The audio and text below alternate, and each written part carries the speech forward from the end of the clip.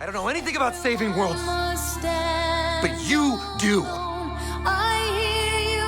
Trust me, kid, I'm no hero. Congratulations on the film. Thank you. Curious to know, but what was it like working with Ryan and Hugh? Was it as unhinged as we expected it to be? It was super fun. There were a lot of laughs.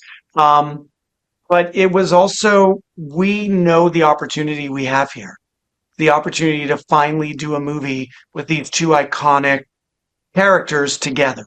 And so we really wanted to make a movie built for maximum audience entertainment. And so while there was a lot of fun and laughter every day, there was also a real focus on, okay, let's really do our jobs at a level that is beyond what we thought possible. And we pushed each other, when a scene was great, we explored how could it be greater. And so really it was both the most fun I've ever had making a movie, but it was also it was the most gratifying as well. That's great to hear. Is there a specific memory or moment during production that will stay with you for a long time? Well, there's a bunch, but I think one that is hard to top is the first day that Hugh stepped out onto the set in the yellow suit and Ryan in the new Deadpool suit. And these are my friends. They're literally two of my best friends in the world. I spend so much time with them in my life. But seeing the two of them in those iconic superhero suits in real life, me and frankly 200 other people on set were just like, oh my gosh, that's Wolverine and Deadpool. So there was something sort of magical that happened then, and I'll never forget that feeling. And so this is not the first time you've worked with Ryan. You've worked with him several times before. What is it about, Ryan that keeps you both working together? I mean, for starters, he's just an authentic, nice human. And he's also relentlessly hardworking. And the truth is, I love working really, really hard. And I've spent a lot of my life leading teams where they might be talented, but no one wants to work quite as brutally, relentlessly as I like to. But Ryan's right there. So I'll be sprinting up that mountain every day. Ryan's right there. And really, from the moment he asked me to do this with him, through a year of working on the script and the last year of shooting and editing and sound design, it's really been this creative brotherhood.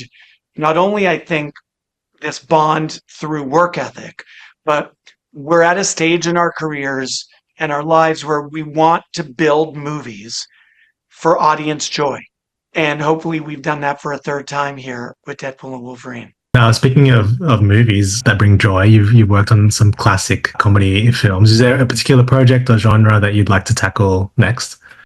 I've spent so much of my career facing goals in the back of my mind. This has made things more complicated because I don't know what's cooler and more exciting than getting to direct Deadpool and Wolverine. So at this point, I'm enjoying this moment. I literally finished the movie like a day ago. And I'm just thrilled that the world seems to be waiting with such anticipation. And as far as what's next, I'm only going to say yes to directing things I can't resist. And I guess my last question is, I love how in every Deadpool movie, I never know what to expect coming into the cinema. From your perspective as a director, what can audiences expect from Deadpool and Wolverine? Well, I think they can expect the audacious humor that we all want out of a Deadpool movie. They can expect some action sequences unlike any they've seen, and a variety of fights and action sequences that really are constantly defying expectations. And ultimately, just this big screen, big visual journey that explores the kind of reluctant bond between these two characters who really just want to kill each other. And that's a recipe for funny, that's a recipe for conflict and for action. But where it really gets interesting is, well, what happens when that oil and water, reluctant friendship becomes friendship?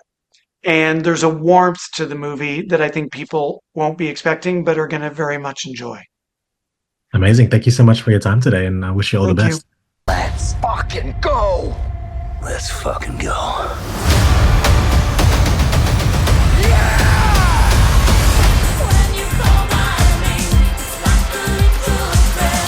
Want to do some cocaine? Hey, cocaine is the one thing that Feige said is off limits. What about Bolivian marching powder? They know all the slang terms. They have a list. Even snowboarding? Even disco dust. White girl interrupted? Even Forrest Bump. Do you want to build a snowman? Yes!